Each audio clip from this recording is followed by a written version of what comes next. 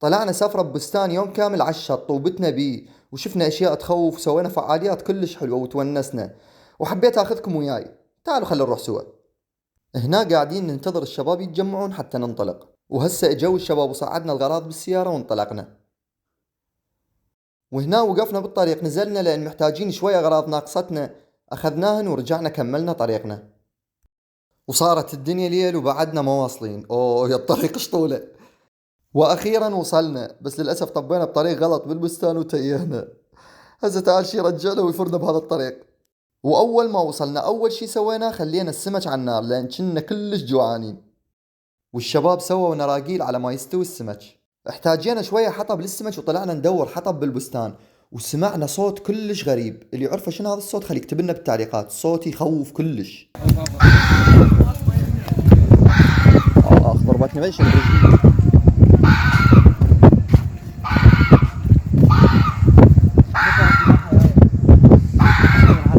والله يعني تخيل هالسيف معنا. من يعرف شنو هذا الصوت خلي يكتب لنا بالتعليقات. وتعالوا هسه خل اخذ لكم جولة بالمزرعة اشوفكم اياها. هاي هنا عندنا العاب ومراجيح، وهاي زحليقة، ولا تستغربون اذا اقول لكم جربناها الكل اللي لعبنا بيهن. وتعالوا شوفوا هذا الشيء اللي قدامنا. شوف كل شيء ماكو بيكم، نافورة طافية. وهاي الطوبة اللي بالقاع مزروفة، وهاي قدامنا جلسة خارجية بس ترجال قعد بيها الا تورم من الوق. وهذا النهر اللي بنص المزرعة يابس وما بيه مي، واحنا متعمدين ما شغلنا المي حتى من نلعب طوبة الطوبة ما توقع بيه. وهسه اجينا على المسبح، فد شوي راح تشوفون الشباب بيه. امشوا خل اشوفكم المزرعة من الداخل. اول ما تطب عندك شلون الصالة، وهاي خالين احنا غراضنا انفرشنا فراش بالقاع. وبعد مطبخ بيها، وثلاجة احنا خلينا غراض ترسناهن. ثلاجة انترست، خلينا غراضنا بالثلاجة. خلينا نفتح الثلاجة نشوف ايش بيها، كلها غراض. هسه خلينا نشوفكم الحمام، بس لا يطلع واحد موجود بالحمام. لا هم زين ماك احد. تعالوا خلينا اشوفكم غرفة النوم، ولا احنا ولا واحد نام، يعني تخيل كوما. احنا منو ينام؟ احنا جاي نتونس لو ننام. غرفة النوم عبالك مال، عرفتوا. ولعبنا دومنا، وهذا الحكي كله بعد السمك ما مستوي، فقلنا خلينا نلعب دومنا على ما يستوي السمك. واخيرا كمل العشاء واستوى السمك، وهاي السمكة الجوة ما عليكم بيها لا تباعون عليها، وكان مكانكم خالي وتمنيتكم وياي وسهمكم العافية. وورا العشاء لعبنا طوبة حتى نهضم السمك، بس كان الحكم متحيز. لا. كملنا طوبة وطبوا الشباب بالمسبح، وكانت الأجواء عالمية.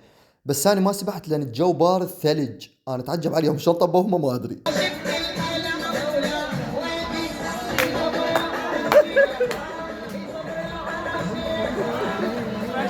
وهسه ردنا نسوي فعالية، وماكو غير هاي الأغنية اللي حافظيها كلنا، يعني مو ذوقنا هاي الأغنية لا، بس لين حافظيها.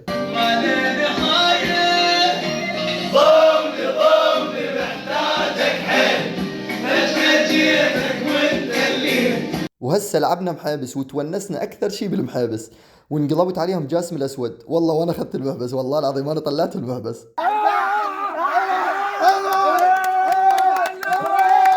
وهسه طلع الضوء صار الفجر.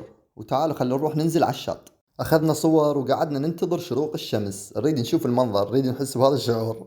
نشوف المنظر اللي يفتح النفس. الله، سبحان الله سبحان الخالق. وقبل لا نروح افترينا بالبستان واخذنا جولة بيه. وهسه راجعين للبيت وتونسنا ونسة كلش حلوة. وإن شاء الله عجبكم المقطع. إذا عجبكم المقطع خلونا لايك ومتابعة.